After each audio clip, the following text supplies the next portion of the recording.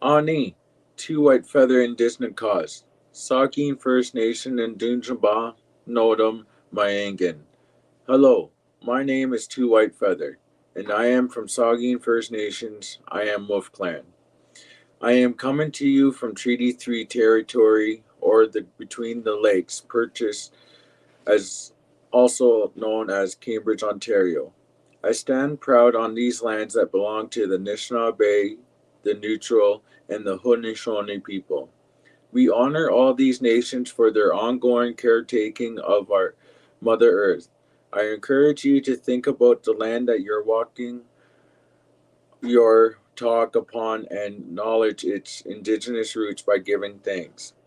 May you be guided to embrace Minobawaswin, which means living the good life in Ojibwe, by learning about and applying the seven grandfather teachings of respect, truth, love, honesty, bravery, humility, and wisdom, so we can become the rainbow family standing all with our relations. Chimigwech.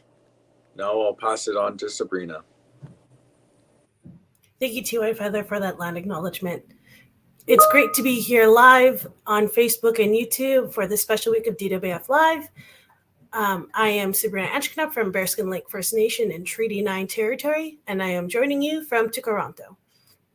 Inspired by Cheney's story and Gord's call to action to build a better Canada, the Gord Downey and Cheney Wedjack Fund aims to build a cultural understanding and create a path towards reconciliation between Indigenous and non-Indigenous peoples. DWF work centers around improving the lives of Indigenous people by building awareness, education, and connection between all people. Live every day this week at 10 a.m., 12 p.m., and at 2 p.m. for Secret Path Week. We are live every day this week. October 17th and the 22nd mark the dates that Gord Downey and Cheney Wenjack join the spirit world. We call on people in the land that we call Canada to use Secret Path Week to answer Gord Downey's call to action to do something. This can be done by doing reconciliations and furthering the conversation of the history of residential schools. You can find our full schedule on our website at downeywenjack.ca/DWF Live. Let us know where you're tuning in from and ask questions in the chat and in the comment section because we're interviewing Kiefer Collison today. And we will be doing a Q&A near the end of the live stream. So Kiefer Collison was born and raised in Haida Gwaii, an archipelago of islands off the coast of British Columbia. Growing up on an isolated island had its own set of challenges for Kiefer to overcome. He got his start in youth work at the age of 18. At the age of 23, he ran for the tribal council and was elected as a representative of Old Masset.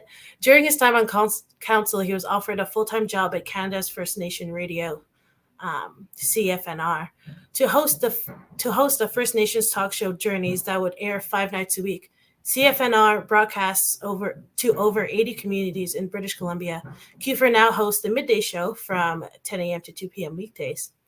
Kiefer was also selected to be one of the contestants on the reality TV show Big Brother Canada Season 9. He was one of 14 house guests selected from thousands of other hopefuls around the country. Kiefer's time on the show was impactful for many reasons, as he shared his Indigenous language and his songs with not only his fellow house guests, but all of Canada. Kiefer came in 4th place by the final episode, and Kiefer won Canada's favorite house guest. Kiefer took home not only the title as favorite house guest, but he also won $10,000. Why did I say 10,000 grand? Anyway, welcome, Kiefer. Thank you, Sabrina. I appreciate the introduction. So yeah, off to me. So I just like to start off by saying I'm very honored and grateful to be a part of this today. We mentioned that I'm from Haida Gwaii. Now, Haida Gwaii is a very remote region. It's only accessible by plane or ferry. There are no roads to it as it is surrounded by water and is an island. Now, growing up in an island, kind of it's a different pace of lifestyle, which I've come to realize since I've left. Growing up, I think being just a kid from the res, my aspirations were a little bit different than I think, people whom I grew up with. I kind of always wanted to be on Big Brother, but I also wanted to be a radio host, and I want to get into a little bit about how that all started. Now, I was in a very bad place when I was a teenager. I left home when I was 15 years old. And thinking about that today is a little scary to think that I was only 15 years old. And I kind of left home and bounced around from my grandmother's to my cousins until I found a permanent spot where me and my friend rented a home together at the age of 18. So it was 3 years of bouncing around. I never really had anybody to wake me up to go to school, or was worried about my report card, or was worried, if I really ate dinner that night. Although I didn't skip many meals on Haida Gwaii, thankfully, it's a pretty bountiful place. And I think that really shaped my own independence as to who I was. And I think, starting from back then, it really shaped how I could be manifesting these certain things. Everything I've really ever put out into the universe somewhat has come true. And I've really been surprised at how terrifying that can be, and how scary it is to get something that you want, because once you get it, I think you're kind of afraid to lose it, or at least I was. So coming out of high school, I was in a really bad place. I was living in a trailer park. I was up to no good, and I had a mentor come and offer me an interim youth position for like 4 months, and I took it, and I became a youth worker in my community, and it really garnered my ability to speak. It really improved my leadership skills, and it made me realize that I was a leader. And even though at that time in my age, I really didn't view myself as a community leader. I played a lot of sports: basketball, volleyball, soccer. No hockey, because there's no ice on Haida Gwaii. Otherwise, I'd probably be in the NHL right now. But I was always a leader on the court, and I didn't think that it would really translate to off the court, because I was always just a jokester and what have you. So I got a youth job, and I realized that I wanted real change in my community. And just by me showing up to a couple public meetings, I gathered up as many kids as I could when I first started being a youth worker.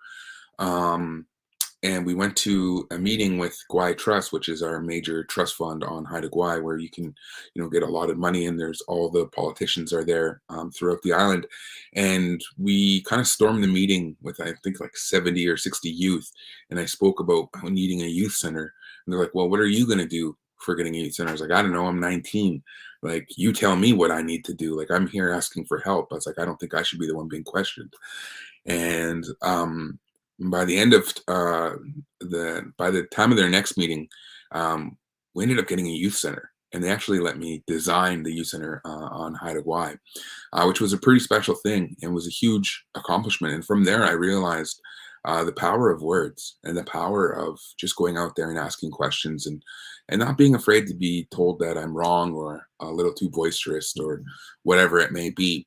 So from there, we got the youth center, and I thought I could do real good if I ran for my community's elections for our tribal council to be a representative for Old Masset. So I was elected as the youngest member of council. I believe I was 23 at the time. I know we're skipping some years, but and being on council was a real eye-opening thing. We created this thing which is called the Haida Gwaii Youth Assembly. And for me, it is one of the most special things I've ever been a part of. I've had the ability and opportunity to be a part of great things. A First Nations radio station, an Indigenous play, Big Brother. But I think the Haida Gwaii Youth Assembly, it's the cream of the crop. It's the greatest thing. It's the thing that I'm most proud of.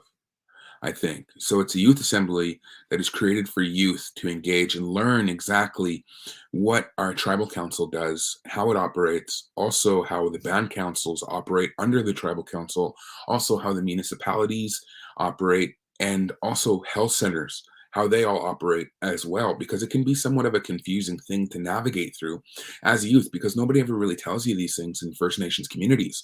So you're like, yeah, there's the health center, there's the band council, and then some, there's the government building. So, and all of those places have to coexist and they have to work together.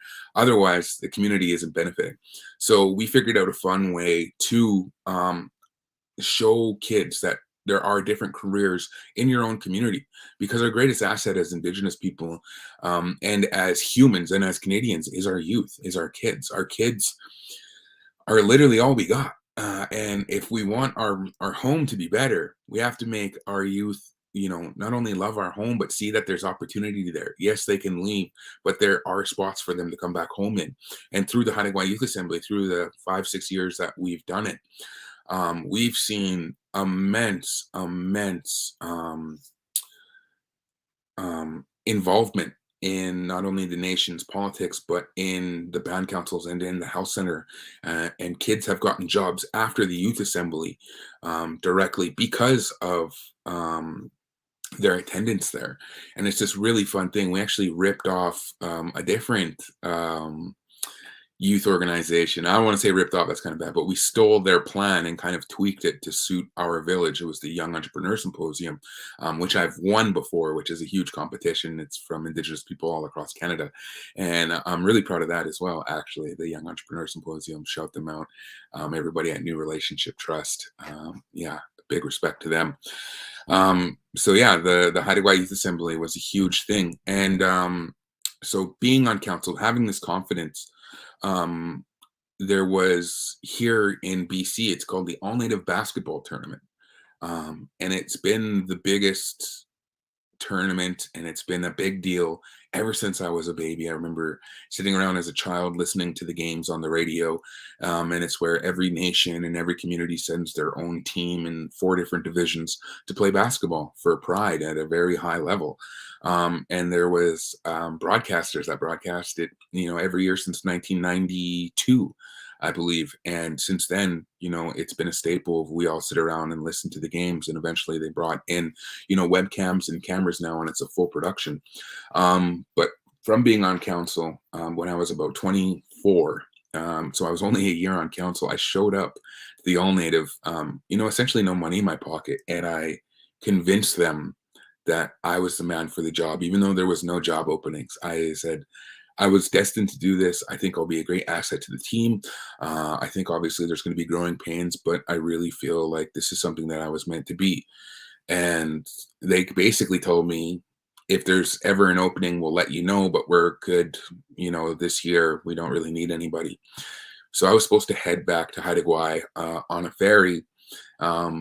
I don't know if I should be saying this, but I actually won a bunch of money in the casino the night before. So I ended up staying, and the ferry would have been, a third of the way to Haida Gwaii. And I got a phone call from CFNR saying, Kiefer, if you can make it to the gym, we have an opening. We need you to do halftime shows and record a bunch of different sounders from people all over the tournament. I was like, yeah, sure. So, and then from there, I was like, there's got to be a way I can get on some broadcasts like this. I'm grateful for the opportunity, but I really think that I'm meant to be calling basketball games. And they let me call 2 games, which was a huge deal. My community was just like, I was blowing up on Facebook. It was a really good feeling. And I just, from there, after, that All Native basketball tournament, I was offered a full-time job with no history in broadcasting, barely graduated high school, really struggling. And I jumped at the chance to take it, because I always said I wanted to have my own radio show. And in fact, when you graduate from elementary school, they predicted that I would be in radio and on television, which is, is pretty good foresight from my teachers and the people involved with my schooling. So I took the job at CFNR. And when I got that job, I kid you not, one of the reasons, and I told this to my sister too, I was like, now I could be on Big Brother. She's like, what? I was like, they always let radio hosts go on Big Brother. Now I can go on Big Brother and I can win. So anybody who would listen, I would tell that I was going to be on Big Brother. Yeah, so that was a huge turning point in my life, was being on the radio, and also it gave me a lot of different connections. I've met a huge amount of super intelligent Indigenous people all across, Turtle Island, not only Canada, but the United States. I've also done a lot of different interviews with people in New Zealand, Australia, all over the world. And it was just a very blessed opportunity. And I kind of just always had the gift of gab, able to uphold a conversation, stay engaged, and be interested. But it took a lot of self-reflect from myself to be a radio host. I would listen to my old shows and I would kind of cringe, and I'd be like, oh, why'd you say that? Or why didn't you say anything there? Or you cut them off. So I really worked hard, because I didn't really get any training when I was hired on to CFNR. They kind of just like, this is how you put in your show in the system.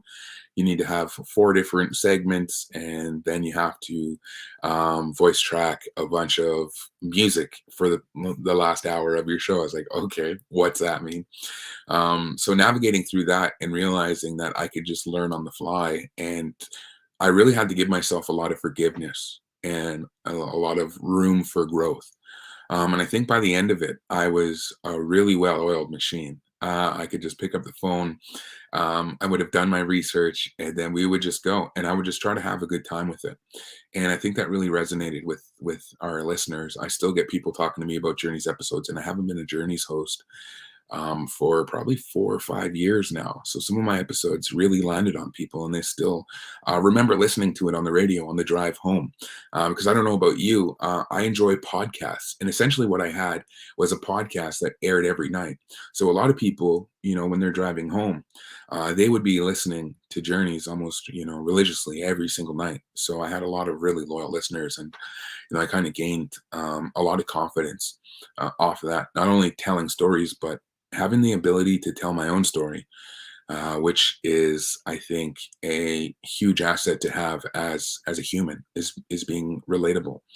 And that kind of gets me into Big Brother. So, oh man, I think it was just last year I was on Big Brother Canada season 9, and it was my first time ever applying. So for those of you who don't know, Big Brother is a reality TV show where house guests are all locked in this giant house, and they compete for a prize of $100,000. Every week, somebody gets voted out, but you can win safety and you can win power in the game. So for myself, being an Indigenous man and being who I am, I was terrified. I was the only Indigenous person in the house for season 9. So I thought, if I got voted off of Big Brother, that's it for Indigenous views or anything that I was going to say. And you know what's crazy? I never really forced anything on Big Brother. I think in the first week, I spoke my language.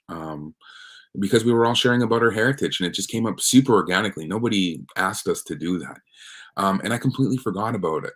And at the end of the show, it was huge. It had, 250,000 views on TikTok and Facebook and YouTube, and it made the news. And I had no idea. That was week 1. I was in the house for 65, 66 days, locked away from the world. And that's another thing about Big Brother, is it is extremely hard mentally and physically. So in Big Brother, they do things to mess with you, like they take away your food. So they call it slop, and you get put on slop, and it's this oatmeal protein mixture with like a ton of different goop, and it's disgusting. And you have to eat a certain amount each day to get nutritional value out of it. Otherwise, you could get kicked off the show. So you basically forced you to eat it. Now I was on slop for 19 out of the 64 days that I was on Big Brother. So, and I'm actually one of the least amount of people to take slop. I think the 3rd least for people who made it to the top 7. So I got pretty lucky on the show. And I also, on the show, I was able to win a couple competitions, which is pretty huge. Not a lot of people, when you think about the history of Big Brother, win multiple competitions. It's only usually a few each season. So I won 2 head of households where I would nominate 2 people up for eviction. And then I also won a power of veto. Now, when I won the power of veto, I was actually on the block. I was nominated to get evicted. So I took myself off the block and gave myself safety. And another special thing that I was a part of on Big Brother, for anyone who knows the show, this got international attention throughout the Big Brother community. I had people from Australia, from of course the US and UK, Netherlands, who are fans of Big Brother Canada, reached out to talk to me about the trap door, where we convinced one of the house guests to give his safety to the person sitting next to him, and then we voted him out. Thinking about it now, it seems wild and crazy, but it's just a game at the end of the day, and your emotions get tied into it because you're locked in that house, and it becomes every day. And being a part of that was something I hold so near and dear. It's to reflect on it, it's pretty wild. So the average viewership for Big Brother, we averaged about 1.1 million per episode. I think a couple episodes we had 1.5 million people from Canada watching, and that's not including the streaming numbers for the people who would stream it the next day. I don't actually quite know those numbers because they weren't listed into the TV ratings that we were given or we seen. So it's a lot of eyes. And it's 3 episodes a week. So I was with people during a pandemic as well. We went through, I think all of Canada went through a second lockdown. I'm still not 100% sure because I had no access to the outside world, no books. We weren't allowed to talk about brand names. We couldn't sing, which is why I sung my traditional songs. And I made up my own traditional songs because I was a little nervous to sing them on TV. Just getting permission and all that. But I needed it. I needed to have that grounding. So I came up with my own song, which I call my son's lullaby. I used to sing it to him when he was a baby to try to get him to sleep. So just giving that type of exposure through the 3 months that was Big Brother, and to come out to the reception that I got. I was the first house guest ever to be mentioned in the House of Parliament. Our MP here for the North Coast mentioned us in Ottawa. He mentioned myself being on the show and how it was lifting the spirits. And he mentioned love, peace, and Ulikin Grease, and the impact that I had with my phrase that came up very organically. Was just a kid from the res. I think I mentioned it earlier. I was just a kid from the res because that's how I feel. I felt like, I think my whole life, I kind of felt like I really didn't deserve these good things to be happening for me because I was just a kid from the res. I felt like I had to work a little bit harder. I felt like opportunities weren't given to me as easy, which couldn't be further from the truth. There's so much power in that. And I think I kind of turned that around in the house, being like, yeah, I'm just a kid from the res and I'm going to do this. I'm going to win this game. Now, for anyone who watched Big Brother, I think the main thing that people say is, oh, he should have won. That's the number one thing people say to me. The number 2 is I voted for you to win Canada's favorite, which came with a check of $10,000, which I never had $10,000 before. So that was pretty nice. If you got questions about what to do with the money, I spent it quickly. So yeah, being on Big Brother was a huge opportunity, not only for me, but I think for Indigenous people. And in season 10, the season after mine, we had 2 Indigenous people on Big Brother, and one of them came in second. The other one was voted out second, but they did a smudging ceremony on Big Brother, and again, that garnered national attention. That made ET Canada. It made breakfast television. Like, it was huge. It was a huge deal. And it's sometimes it can be trivial to us, as these ceremonies are somewhat just a everyday part of our lives. But for a lot of Canadians, they've never experienced it. Still, they have not experienced it, when it just feels like an everyday thing to us. So I think that is something super special, and that's to say about the effect of diversity in media. And I think diversity anywhere, diversity in your school, diversity in a board, diversity in acting, is huge, and this just small things. And one of the things I did on Big Brother as well is I brought a lot of, Indigenous clothing, and I got all the other house guests to wear my sweaters. I'm a bigger guy, so every sweater I had fit everybody. So they'd be wearing my sweaters all the time, and then like big things in the house would be happening, and there's Indigenous art on your TV right in your face. So that was that was probably my only way of like kind of getting Indigenous stuff on TV. When that was my thought, is like, well, they're wearing it and they do something and it makes it on the episode. Well, then these artists are going to have their clothes and they're going to be seeing these, for lack of a better term, these beautiful, smart, intelligent people, rocking our clothing. And I think it's time that we break barriers. I think it's time that we let Canada in. We talk about reconciliation, and I think, in some little way, me giving out the sweaters, and I gave them all away. The house guests, all my friends and everyone, they still have all those. So that is something that I hold near and dear. Now, before I wrap up, I would like to just touch on to something that I'm working on currently. Is I'm a part of this Indigenous play. It's called Bunk Number 7. It's an ensemble where we have 6 boys who attended residential school, and they navigate through residential school, try to look out for each other, and then there's a riot at the end, and it's based on true events.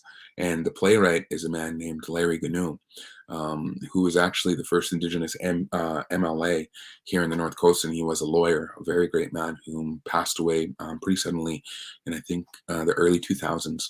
So I'm a part of that, and we're currently touring it across Northwest BC. So we've already shown it here in Terrace. We've went to Prince Rupert.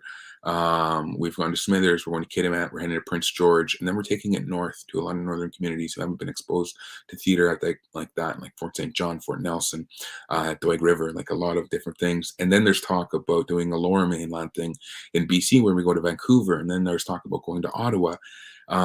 So there's all this talk, and it's just a very powerful story, and I'm very honored to be a part of it. And it's the hardest thing I've ever had to do. I have a bunch of different monologues. I have a ton of different lines. And in theater, I think you're chasing perfection with every show, with every rehearsal, because you really want to do the playwright justice, Larry Gnu. I want to bring the character that I play, which is Gune. I want to bring Gune to life, and it's something that it's somewhat of a labor of love, this theater thing, but I really feel like it's going to lead to bigger and better things, not only for myself personally, but I think for anyone who watches the play. It's so impactful.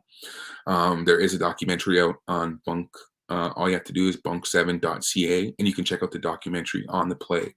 It's a really well put together documentary, and I highly recommend, if you have time, if the topic of Indian residential school ever comes up, and you have any questions, feel free to reach out and check out Bunk Number 7. I believe it's just on YouTube, and it's 15-20 minutes, and it's amazing, and I'm very honored to be a part of it. But you'd think acting for me would be really hard. I wanted to step out of my comfort zone. I wanted to feel scared again, because after being on national TV, you kind of lose that. Because, truth be told, I was terrified for 65 days that I was on Big Brother. I never had a day off, and I wanted to win so bad. I wanted to win 100 grand. I wanted to be the first Indigenous person to ever win Big Brother, and I wanted to represent, and I wanted to show our resilience. I was an underdog. I was viewed as an underdog. I'm an overweight dude, and I was out there competing with people who graduated university and who were fitness trainers and, who were geniuses in their own right. So, just a kid from the res was out there giving it. And I'm very proud of everything I've accomplished through Big Brother and through the Haida Gwaii Youth Assembly and CFNR. And I honestly think it's just the start. I have this weird feeling that it's just the beginning for me. And there's something out there waiting for me to seize an opportunity and to put myself out there. So if I can, leave you with one thing that's really helped me, it's, you really have to love the person over the bathroom sink. You really have to respect them and forgive them. If you can't forgive the person over the bathroom sink, you're not giving them a fighting chance. So it all starts with forgiveness and love. And if you can understand that, it is truly a beautiful thing. and just have check-ins with yourself when you're over the bathroom sink. A simple, I got this. I'm going to do this. It can go a long, long way. And it's taken me pretty far. So I would just like to thank you for your time, open it up to a Q&A. I'm not sure if I took up too much time or not, but that is the synopsis. That is the little bit of my life as Kiefer Collison. Hey, Kiefer. Hey, Elaine. Great to hear the update. Wow. That's pretty cool. You're going to spread your acting chops or your creative chops and get into theater. Yeah, thank you. It's been really hard. Every day going over the script. Been involved with the play for about 3 years now. We did 2 shows last year, and we were actually shut down from COVID in 2020 when we were supposed to go on tour for the first time. And now it's really gaining steam, and it's something that I'm so proud to be a part of. And I think, Bunk Number 7 is going to be coming to a theater near you. Now, whether it's with myself or our acting company or a major theater company, I think that the life of this play is going to be seen all across the world. It's that well written. Who wrote it? So Larry Gnu, he's from Gitlak Damix Oh. in New Ayanch in the Niska territory. Has he written plays before? This was his first and only play. Now, it was the first play that he was going to write, but he tragically passed away in the early 2000s, and they really had to, the play wasn't quite finished. It had everything there. It just needed some tweakings. So our director, Marianne, was his close personal friend, and it was kind of like, Larry's last wish was for her to get this play up and running and going. And the reception that we received in every community and everywhere that we've shown is with it's with tears, it's with smiles, and it just feels like a big sigh of relief when you're done. You know what I mean? Mm-hmm. It feels like you were meant to see that play and you were meant to be there, is the kind of reception that we felt. And it's really good. It's a really good opening for Canadians to see that side of residential school. And it's also really good closure for residential school survivors to be brought back to there and to see some of the joy and to see the hurt and to just kind of go through it in a safe and healthy way. And we have IRS support there at every single show. And I kind of host a talk back at the end of every show that we've been doing, and just the stories that we've heard have just been life-changing for myself. I feel like it's a really worthwhile endeavor, what we're doing with Bunk 7. And again, very proud to be a part of it.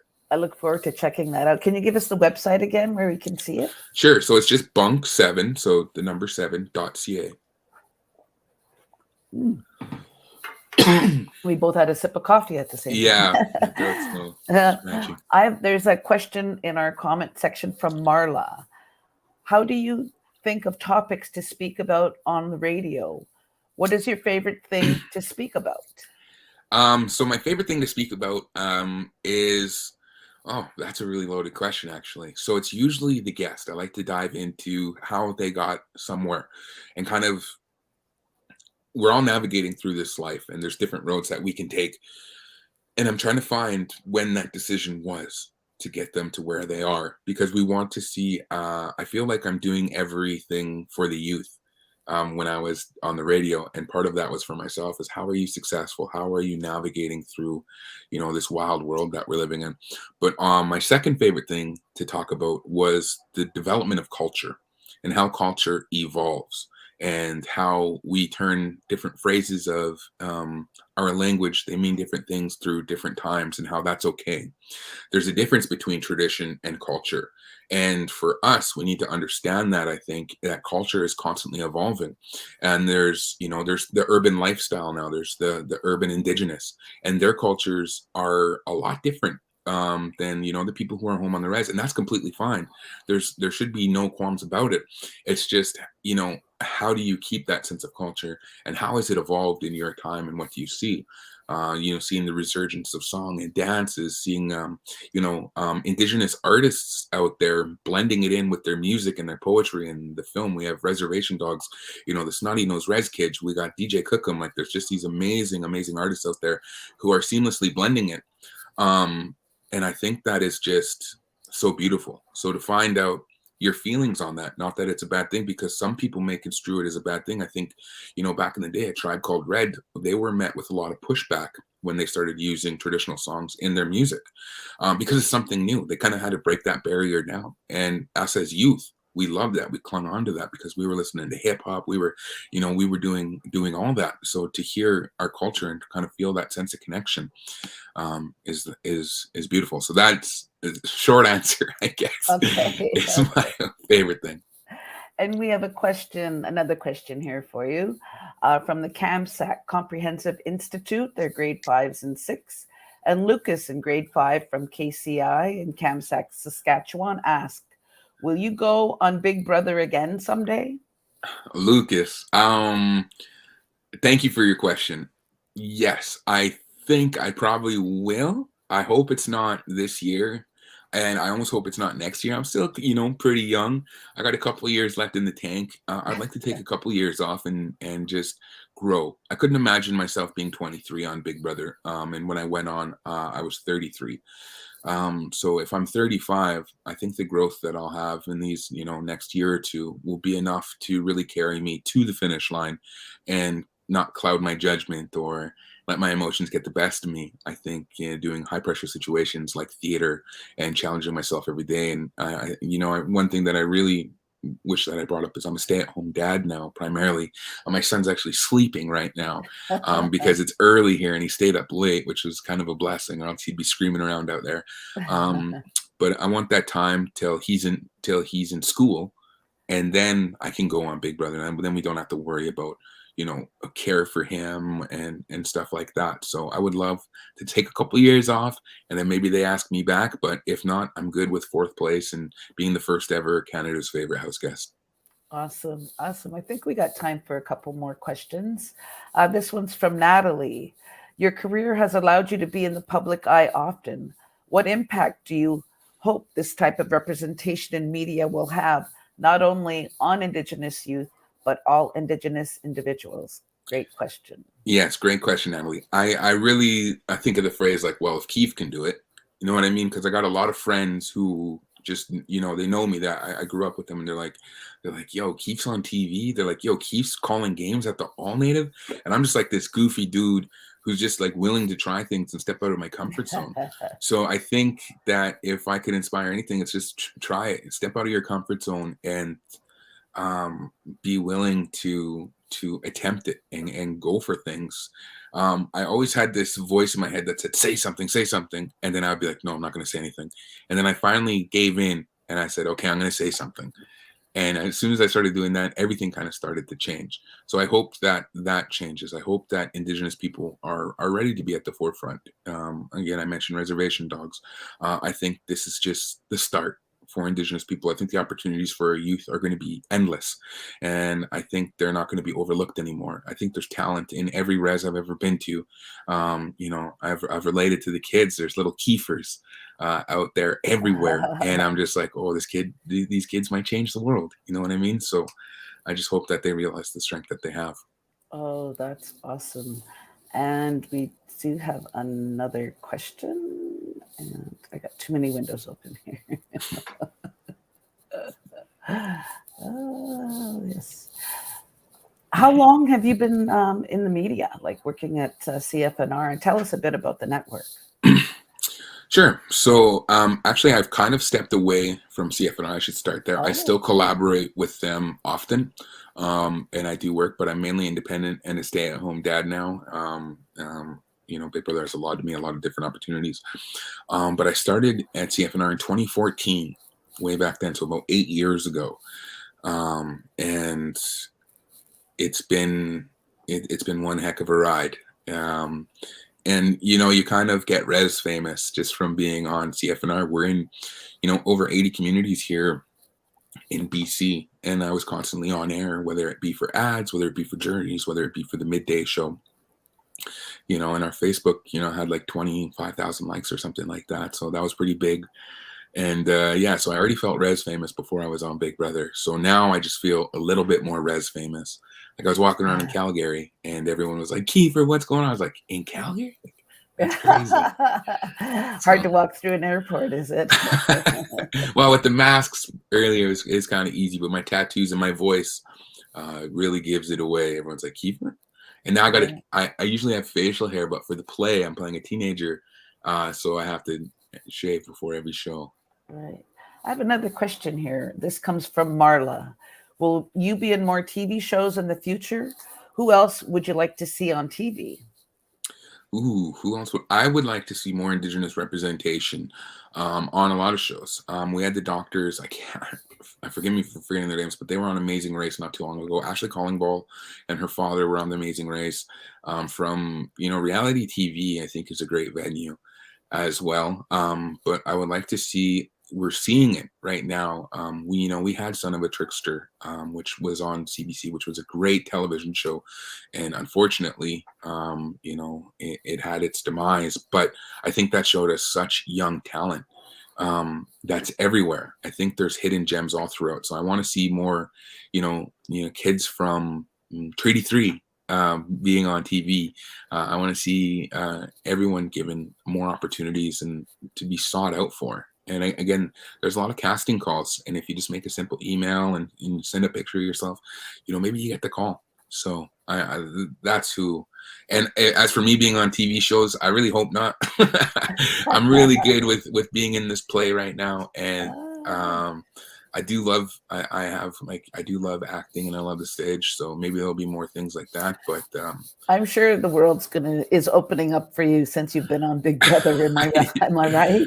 Yeah, so it definitely has. The progression seems kind of natural to me mm-hmm. that you would be going into acting as well. And we have another question from CAMSAT Comprehensive Institute, the grade 5s and 6. And Garrett in grade 6 from KCI asks, where's the farthest you've traveled? Garrett, great question. Not very far. I think, is Toronto farther than Ottawa? I've been to Ottawa. Ottawa's farther. Okay, so Ottawa from Haida Gwaii, which is like home base for me. I think Ottawa is it, and that's to my own demise. I've turned down some trips to New Zealand and stuff like that, which I really regret.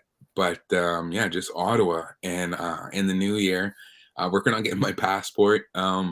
So yeah, but again, I have a small family and I'm really happy with my roots here in Canada, and I still haven't been up to none of it. I haven't seen the Atlantic Ocean. So I really would love to explore Canada, Northwest Territories, Yukon, and then maybe, go overseas or down into the States or something. But as of right now, Canada is where it's at for me. Awesome. I think let's take another question here. This one's not a good one. This is from Sarah. She said, did your self-sufficiency from a young age influence your drive to help youth? 100%. So I was in kind of a weird situation in youth work. So I went from being a youth, and we had a teen center, we had an arcade, we had a rec center with like a swimming pool, bowling alley, a gym, fitness center, all this stuff. And it all got shut down when I turned 19. We lost our youth center, we lost our arcade, we lost our rec center with our swimming pool, with everything. So there was all these kids who didn't have any of the opportunities that I had. And I didn't feel like that was fair. And I felt like nobody was doing anything. So I really made it my mission, and a bunch of us made it our mission. We had a huge team of youth where we would plan activities and do things. And at the time, actually, I was coaching soccer. I was coaching 2 teams, and we were playing soccer 6 days a week. And I didn't deny anybody to practice with us. Even if you didn't pay like the fee, they could come practice, and we would set up a different team to play my team. And I think, 4 or 5 weeks in, I had about 60 kids coming to my soccer practices. Our high school only had 115 kids in it. So a program that I was running by myself, organizing, was getting insane amount of numbers, and the community started to take note. So I think that, people just realized that I did have somewhat of an influence, and they kind of channeled that, and yeah, everything really worked out. But yeah, my self-sufficiency definitely helped my Drive for Youth work, because I didn't want these kids to be as self-sufficient as I had to be, and struggle through it and eat itchy ban 8 days in a row. So yeah. Mr. Noodle, I'll never eat it again. Yeah, I remember that from being in university. Mm-hmm. Okay, I think there's one more question from the students I think we should take. And again, this is from CAMSAC, Comprehensive Institute. Larry in grade 6 asks, have you ever been to any Indigenous communities in Saskatchewan, particularly Treaty 4 area? And I think you kind of addressed that. Yeah, no, I actually haven't. Not yet. The weird thing is I've never sought out going anywhere. I've never put my name out there to be hired for anything. I just kind of get contacted. So in the new year, myself and my team, we're going to really, try to, I don't want to like say look for work, but look for opportunity out there, which is something that I've never really done. And that's on my own self. Because kind of things, unfortunately, kind of fell into my lap. And then, sometimes you get a couple months where you're not working at all, and you're like, oh man, what's happening here? Like, why is nobody contacting me? So I think in the new year, I'm going to spearhead that by just trying to get everywhere. I want to see all of Canada. I want to be to all these different communities, and however it has to happen, I think it will. And I hope so. And you have a manager now. Yes, I have a manager, and my wife, she's my financial officer. So she's in charge of all the finances, and it's awesome. Really, they just tell me what to do. And so I have these 2 powerful women telling me what to do. And it's just like, I'm right at home. Easy enough. Oh, awesome. And what is your website? So I do have a website where you can contact me and find out a little bit more information on me. It's keefitreal.ca. Can you spell that out?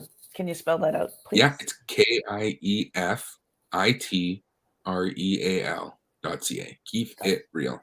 Keep it real. Hawa. Oh, there it is on the screen. Nyawa. Yes, thank you so much for your time.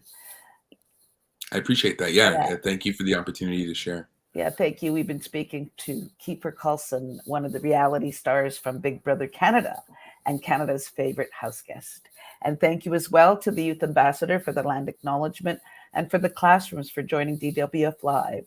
As we mentioned before, we're broadcasting every day this week. Well, tomorrow's the last day at 10 a.m., 12 p.m., and 2 p.m. Eastern Time as part of Secret Path Week. Learn more about Secret Path Week and our DWF Live sessions by visiting our website at www.downeywenjack.ca/DWF Live. We have a short survey that will be dropped in the chat now. Please let us know what you thought of today's program and what you'd like to see for future DWF Live events.